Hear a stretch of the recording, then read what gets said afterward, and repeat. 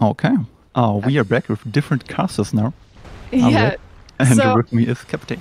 hello everyone. My name is Ash, and I'm going to be taking you through this segment of the day. We are back with Break the Record Live, where over the course of 3 days, we see 7 runners attempt to break the record for Dark Souls Remastered, with a generous $5,000 prize pool from our sponsor Kaspersky, who's making this happen.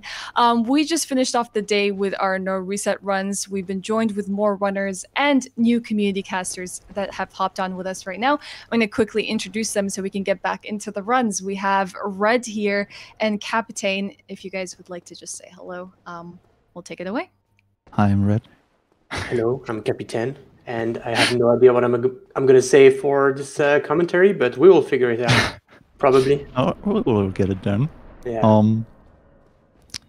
Yeah, just have to orientate myself real quick where we are actually in the runs.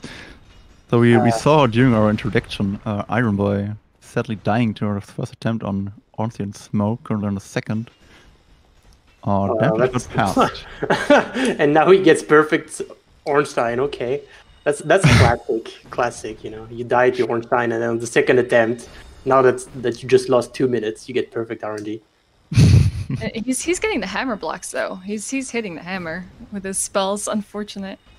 Yeah, it's kind of annoying to not hit the hammer. You gotta get like you can't spam, just like press R1 as many as you want. But yeah, he's doing pretty good right now. But yeah, it's kind of an unfortunate part about this boss, like this route, I guess. Like ONS is really a huge RNG choke point, so. I just want to ask, because we do have like the standings on the bottom of the screen. As you guys can see, we've had few of our runners. Iron Boy, Olsku, Dan, Catalyst all finished their no reset run, so they've set their standings for the entirety of the event because they need to do that to sort of have times to compete against and see if the record is broken throughout it. Have you guys caught any of the runs earlier? I saw Dan's run. That was pretty good for like a no reset run. Started like really nicely. But no, I haven't done the others. Okay.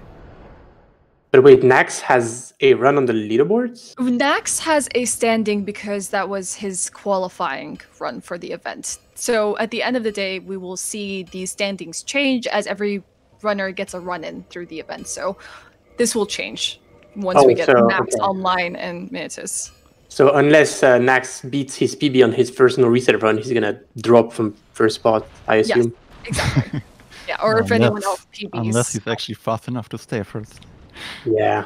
I mean, someone can beat Dan's time today. We'll see. Hopefully.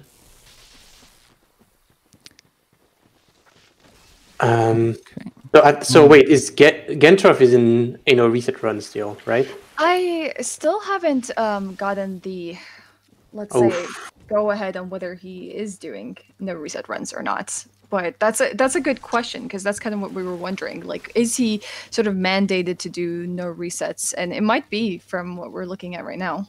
Yeah. Yeah, judging from his timer, I think he's gonna do no resets. Yes, that's what I was about to say. Looking at the time, and obviously from production, yes, Gent is doing his no reset run to set that time for the day / the event. And it's good to have that before we get into the reset stuff that we see everyone else doing.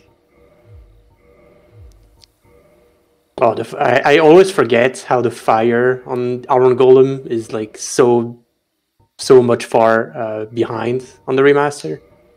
Like how it doesn't land on the center. Oh yeah, you will probably hear a lot of Potato Die Edition comparisons during this cast. Oh yeah, because yeah, very more familiar with the non-remastered version, things like that. Prepare to Die cultist. We'll do our best. We'll do our best.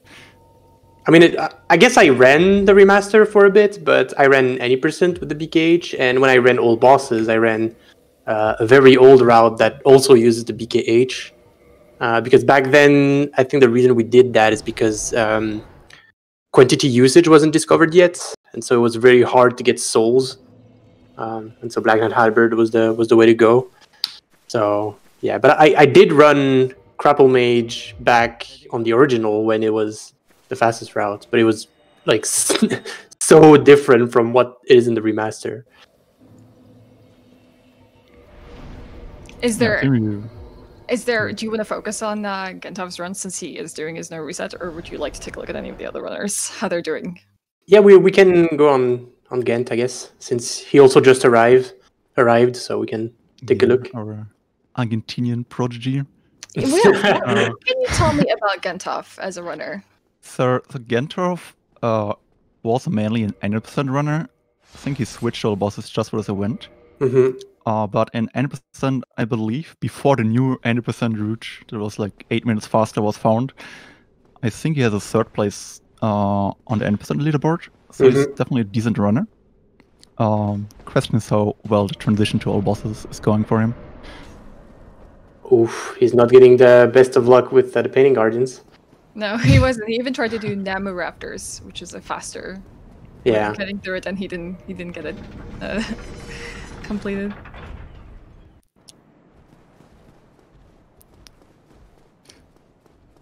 Oh, is the... Oh, wait. Oh, I thought the sound was delayed, but no, I'm just watching from... I'm a Papiga. Alright.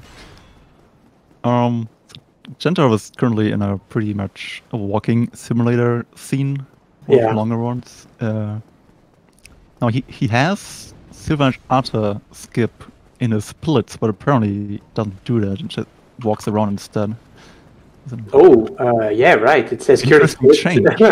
Yeah, the SKS in its splits references or is the abbreviation for Silver Archer skip, which is a death cam skip that lets you walk in a different way to the next boss fight on the Smoke, and not walk past these archers who are currently shooting at him. So somewhat of a different routing than usually. I'm not sure why. But probably because it's a no reset run. I assume he wants to take the bonfire. Oh yeah, that would make sense. True. Right, but all the runners earlier on in the day didn't do Silver Knight Archer skip. For the sake of safety. Yeah. Didn't consider that. That makes sense. I'm not sure if it's faster to do Silver Knight Archer skip and then run for the bonfire. Probably not. I would assume not. No. Because I don't think like Silver Knight Archer saves like a lot of time at all. So probably not. I think like it was very, very low. Like I remember in the original, the actual Silver Knight Archer skip being slower, but we did it anyway to get BKGS +5. So I'm not sure if it's worth doing if you don't. So we actually have Minitius go online now. Yeah, so we should probably be getting their no reset run going as well. So we have 2 active right now. Minitius is a Japanese speedrunner that holds the 5th place standing right now with a PB of 1 hour, 11 minutes, and 10 seconds. So we'll see what they're capable of with their no reset run. But do you guys know Minitius? Because I remember when we were talking, Bowie and I, earlier, and like talking about the runners earlier, like just our familiarity with them and what do we think they're capable of. Minitius is definitely kind of a dark horse for me because, as mentioned, he's a Japanese runner. He's also, I'm not even sure if he streams, but if he does, it's in Japanese. And I don't speak Japanese. So I usually don't watch the streams at all. But there are, well, I don't know, that doesn't really say much. There are a lot of Japanese runs in N% and Glitchless. I'm not sure if Mint is actually the only Japanese runner doing all bosses. All I know from Minitius himself is that he learned all bosses for this event, but prior to that he was doing any % no wrong warp for Dark Souls Remastered. Ooh, Gentov. Kind of in a similar situation with Gentov, who just suddenly died to ONS. Yeah, he had a really bad ONS. There was a lot of like missing of spells and just bad RNG with them just misbehaving. Well, at least you got a bonfire. So that was the correct decision to do for second attempt at ONS. Now the problem with ONS and Grapple Mage is it's probably the worst boss in the whole run for the runner. at least. Because you don't really have your strong spells yet. You get them later on with Soul Spear. What is... And... Oh, yeah, okay. go ahead. You notified No, me. sorry. Yeah, so you kind of want to hit Ornstein at the start, at the charge, so you can get him down quick before Smaug comes in. Like that, unfortunately. But as you could also see, Ornstein really likes to jump around and just dodge these soul arrows. Did he do an R1 with like a punch? Yeah, it looks like it. I think he toggled by accident. Yeah. Yeah, must be rough to have like a no reset run like this and then just struggle at Ornstein. It's just kind of demoralizing in a way because it can feel difficult, and I know some runners say this, to sort of do the same like boss or instance over and over, especially if you keep failing it in a run. It can Definitely be a little bit hard to get I think past it's much worse to be stuck on one segment for 10 minutes than try to using 10 minutes over the run just mentally. Yeah.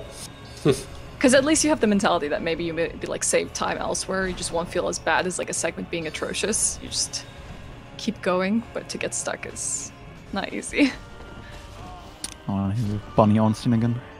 So on Old School stream, we can see that he's doing the skip we were talking about. Yeah, swap the over death camp skip here. Yes. Oh yeah, perfect.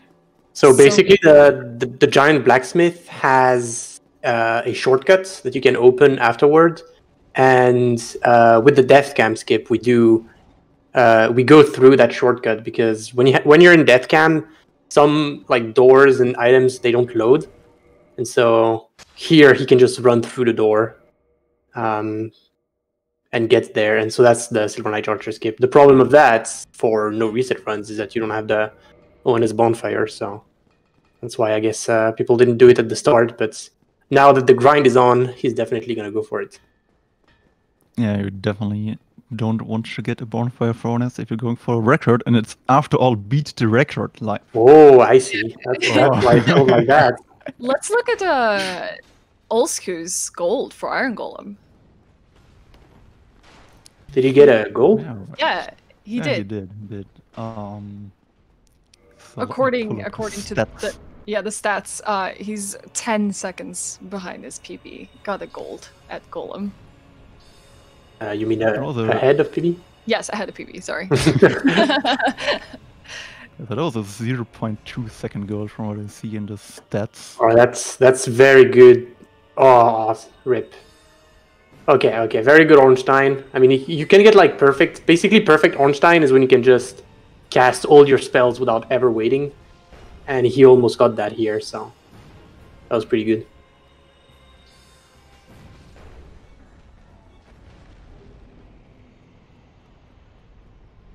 Not a bad ONS fight compared to what we saw earlier when there were resets. Oh, that was pretty good. Hopefully he can make the elevator. I don't think he's gonna get it. Oh, that was really tight. Oh. Yeah, so I think the strat here is that like he stayed pretty far away from Smo on purpose, so he would not shovel, and he was like just walking towards him. And if he does that, you can just spam soul arrows.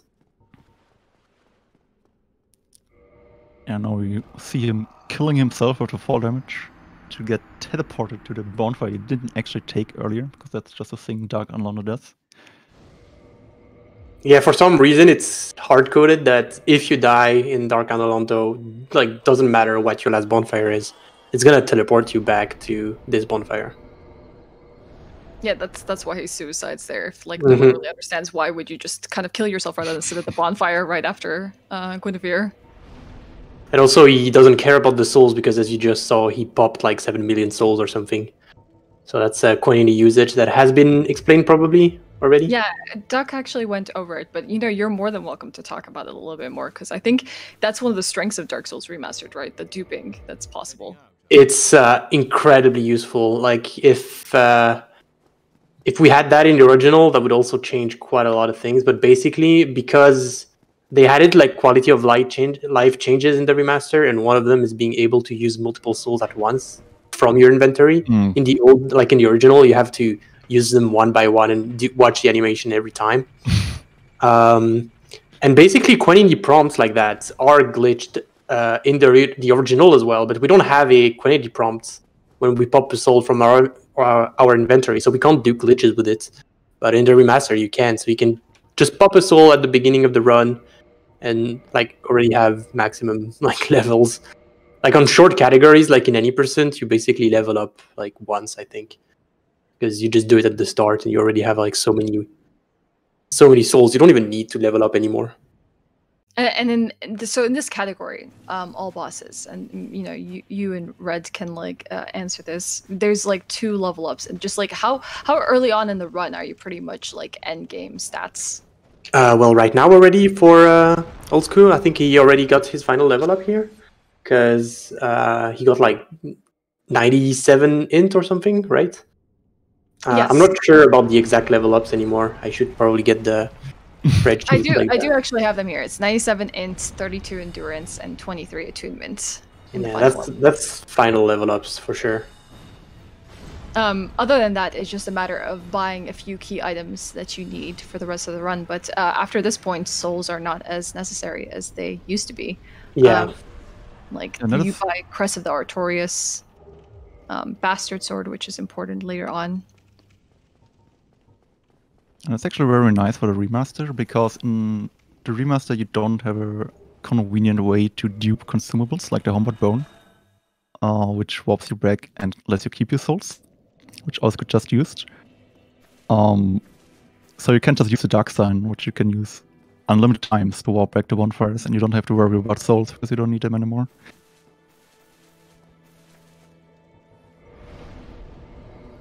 Okay. This thing to keep track of. Minity has actually got their first no reset run going right now. So maybe we will tab into their run in a short while and see how they're doing. Also, Iron Boy seems to be 33 minutes into his grind runs and doing the Duke Up Warp. Oh yeah, that skip is so weird. You know, I don't think I even understand it fully. If like I was just gonna pull this up, let me pull up Iron Boy's stream. Oh yeah, we can go ahead and take a look at this. I mean, the part that I don't understand is how he can just jump on the roof. Like, I don't get why that works in the remaster and not the original. Like, why frame rate changes like jump physics? Because I think jump feels a bit different in the remaster, but not so much. Like, I don't know, it's weird.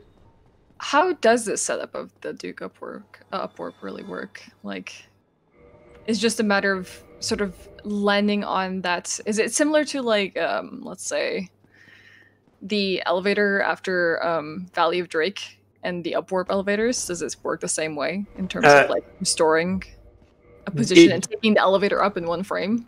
Yeah, it does, but it's way more precise because if what you only wanted to do was to go up without taking the elevator, it would be very easy to do, like it is for the Valley of Drakes. But here you can't do it like that. You need to be way more precise to be sure that you get stuck out of bounds on the railing, and that. Yeah, you need a very precise, not very precise, but you need a certain positioning and angle at the bottom to spawn outside of the elevator, not in the inbounds, so I can jump on the roof and go further. I think Captain got cut off there. Yeah, I think we might have lost him there for a second. Well. Ooh. Did we just lose Iron Boy on the slip quit out? Oh no, okay. Alright. I probably was a trick of my eyes. I thought that he had died on the slip quit out. Just fine. On this route, luckily you have fall control, so it's much more lenient with the quit out than in like Novongor, where we don't have fall control and actually have to do a slope quit out. But that skip is actually really cool and was found surprisingly late, because there's a kill box after the what's it called, crystal you jump over. So if you don't jump far enough, like if you jump too early or with an angle, you will trigger the kill box and just die. So people tried jumping over it and died and deemed it impossible until it was proven that you can actually get over the kill box. My unseen was pretty straightforward in this route. You have just so much damage that this boss really doesn't pose any threat anymore. I'm kind of curious of how Iron Boy will do here, because right now Iron Boy is like 31 7 seconds ahead of their PB. It'd be interesting to see like Iron Boy sort of improve throughout this event, see what they're capable of. So maybe this is like, he had a run earlier in his no reset that was ahead of his pace as well, but unfortunately died. I believe he was like 2 minutes ahead earlier on in the day, and had a death, unfortunately, and also I don't think pulled off the the Gaping Dragon Foggate skip, so you had to like naturally go through the level as well. Oh yeah, the Gaping Dragon Foggate skip is very annoying. I can probably understand not getting that. I think Iron Boy can definitely do better than his pre-B also here.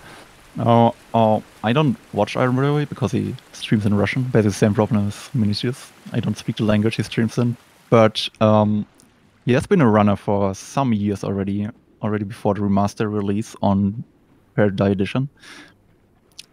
Due to the language barrier, not really part of our community directly, but he's always been around and running, so he has a lot of experience to back him up. Yeah, we were talking about his choice of routing earlier, where he does Priscilla and Gwendolyn later on in the run, which is an interesting choice. That this is like kind of like Duck mentioned, that this is what he's most comfortable doing. This like series of bosses. And it might also be like a remnant of his old runs on Paradise Edition, where they always ended with Gwendolyn and Priscilla. Do you know how much slower that would be, or like an estimate if it is actually slower to do a route where you do Priscilla and Gwendolyn last? I mean, it just means you don't have to do with gargoyles the way that you have to normally with the dagger and firebomb. I'm not sure, to be honest. Yeah, I don't know either. I'm not a routing god like Duck, unfortunately. Yeah, I have the entire game mapped in my brain 24/7. Yeah, I don't think he's measured the differences in the routing either. Wow. Alright, we have Gentov still in their no reset run at Hydra, taking them out. Could we pull off Allsco real quick? Yeah, sure, of course. Because he's currently doing their Golden Foggate skip, which is a very nice skip you can do pretty easily in Remaster. So when they first reach Unlonderville, send down the elevator to do this skip later on, where they air roll down, get a death cam, ride the elevator back up, and now they are in this glitch death cam state, where the Golden Foggate in front of Duke's Archives isn't loaded. And usually you cannot enter this before you set the Lord Vessel. But with this skip, you can just always cross it because it just will not load and you can get through. And luckily, the stable ground is just long enough loaded to load in after the Foggate.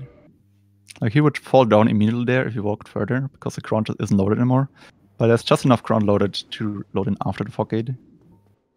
And now he's in Archives. Yeah, that's like the third deathcam skip in the run. Yeah. With the Silvergate skip and Silver Knight Archer skip. I think this one might be one that saves the least, right? Because you just do 4 kings later with that. Exactly. Like he has the Lord Vessel already. You could just go to filing and set it and just walk through.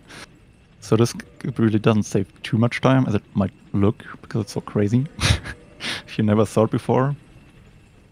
But it's definitely a cool skip that was for a long time searched for also in the old game as well. Yeah, it is worth noting that there's actually a faster version of doing the Duke's Foggate skip that nobody does. Faster. Theoretically faster, yeah. If you could just pull it out perfectly, but you can basically just walk on seams. Like you can get out of bound near the fog gate, and you can just walk on the sides, but it's like super difficult because not only you have. Ooh, we lost Captain again. Yeah.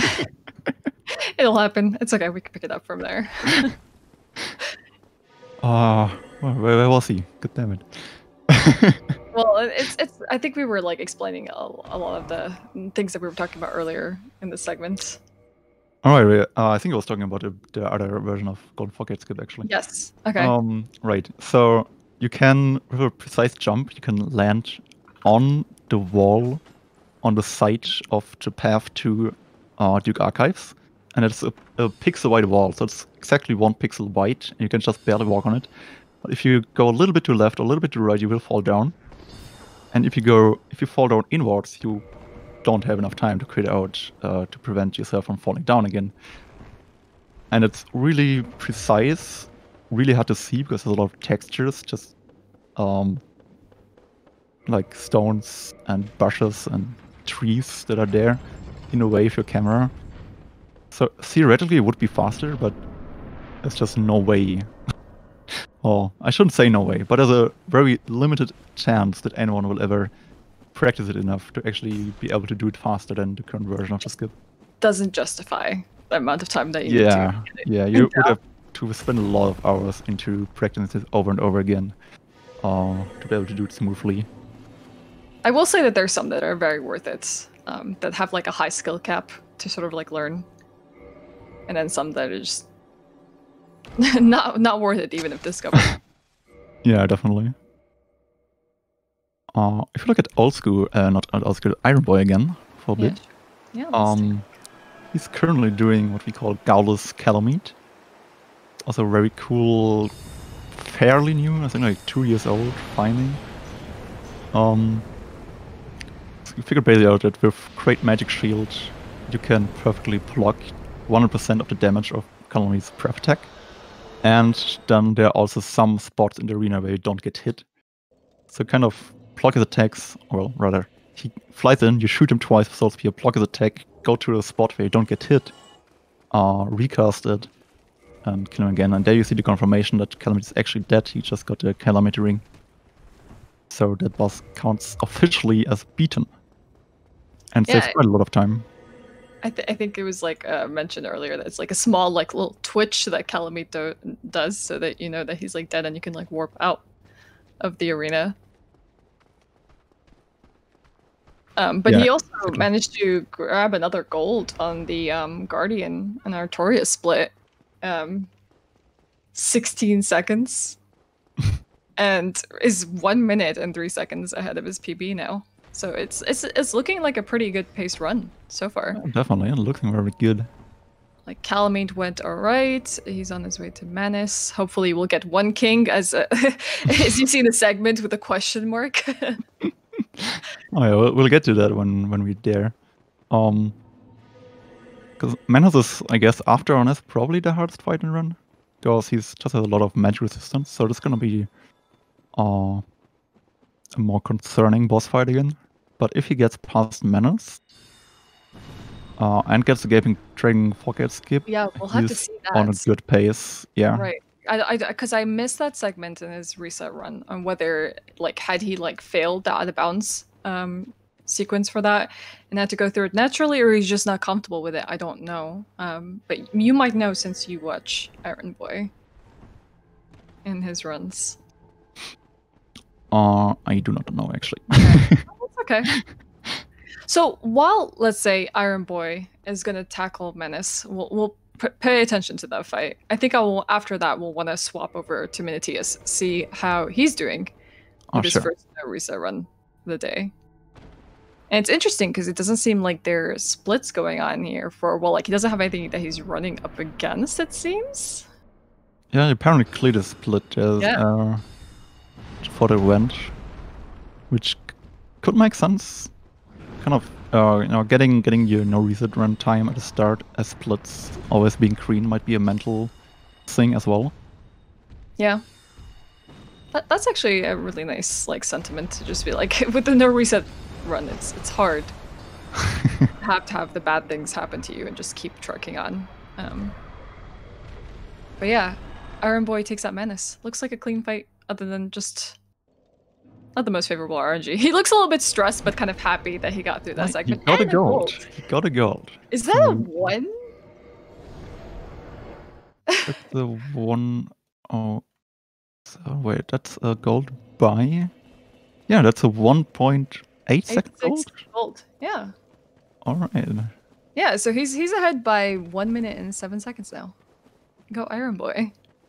That's actually yeah, that's a really good pace for him then. Yeah, it is. With his like best possible time, his predicted time is 1:12. His best possible is 1:11:48. So it's a good chance that he'll PB if he keeps his pace up in this run. And I think maybe we should definitely tune back in when he gets to Capra very soon. Definitely.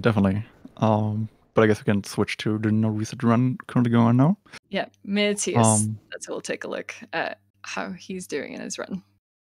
So he just got red Ring and now ended. Ended Sense Fortress with the Sense Gate skip. Oh yeah, that's a very interesting thing people do now. So he failed it. So you can land on this cage and jump into the wall to break the wall with a quit out. Sorry. No worries. So I just did a back out strat with his aggroing the snake, breaking the wall with a snake attack. That's not the intended way. The intended way is to go all the way up Sense Fortress, redirect the boulders coming down. There you see one. To break the wall, but the snake just has, I think, 2 attacks actually. Can break the wall. Wrong. Yeah, I think it's the swords like that can break the wall. Because you can also break the wall if you have the Drake swords and you attack the snake, and the snake falls back and the walls breaks as well. And so we think it's related to the actual sword. But he got pretty good RNG though on the backup there, like the snake. Yeah, definitely. Smashed the wall rather instantly. First attack actually. Yeah. Yeah, it was. Can't ask for more really. If you fail the initial strat, I think it might actually be faster than the strat the runners try to do when you actually get it first try every time. If you rely on the RNG to get you there. Nice. Our boy got 1 really king. Not worth it. Yeah, we were gonna swap over back to Iron Boy to see how he does in his Capra / Gaping Dragon segment, because he didn't do well in that in his no reset run. So we want to see if he keeps up the pace that he's at, because he's 1 minute and 7 seconds ahead of his PB right now.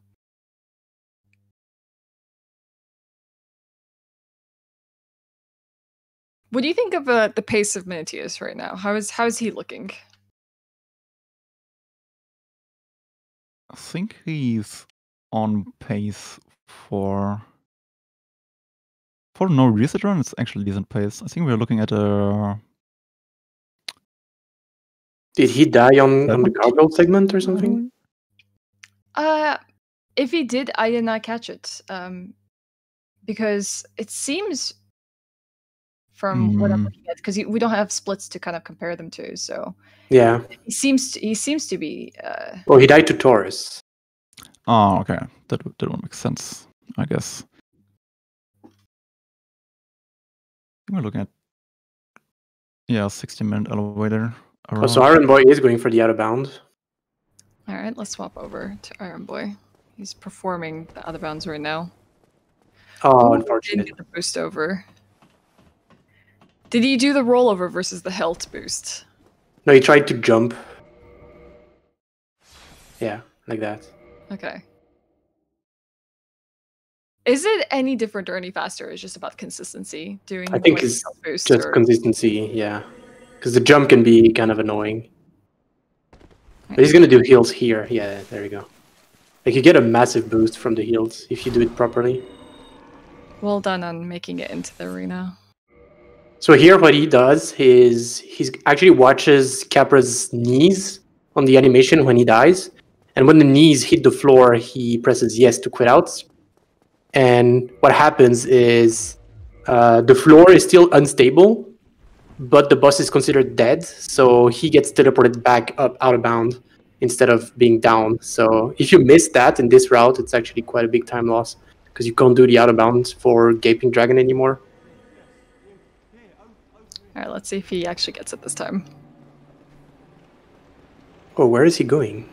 It's kind of doing a different pathing than... Oh, is he doing the door strat? Oh my god. Oh, he's doing the door strat. What a god gamer. So tell me about the door so strat. cool. What exactly is that? I think it's faster. Well, I guess if he does it, maybe it's faster than not doing it at all. But basically, the door that is inside the depth, the range that you have to open the door extends out of bounds. So you can be out of bound and the prompt to open the door will show up. And when you press A, you get teleported at the door. Yeah, this is definitely slower than doing the railing jump, but So- I guess it's a nice save strat if you want to do it. Right, and he does have time to save, so Yeah. he's probably trying to get that off. Because yeah, that's what I noticed earlier too, that he just did not do the jump over the railing to try and get into like the Foggate skip for Gaping Dragon. Mm-hmm. It is definitely cooler than the railing jump, so he gets the style points, which is, we all know, Yeah, the most important definitely. leaderboard. Yeah, so 50 extra style points for him, definitely. Mhm. And we actually see Minchas doing Silver Archer skip on the no reset run. Oh, That guy. Oh, all right. Let's oh, what? Actual Oh, did he meta. just fall off? I think so. Maybe he doesn't do it after all. Oh, rip. Well, I guess he's not doing Silver Knight. Oh, that's the biggest casters curse I ever did. Nice jig. It's interesting that he decided to go for something so risky during a no reset run, considering he's already like so lost time on Taurus. Mhm. But I think he's probably just trying to set like a good pace for himself for the rest of the events, for maybe even like worrying a little bit about his standing for today.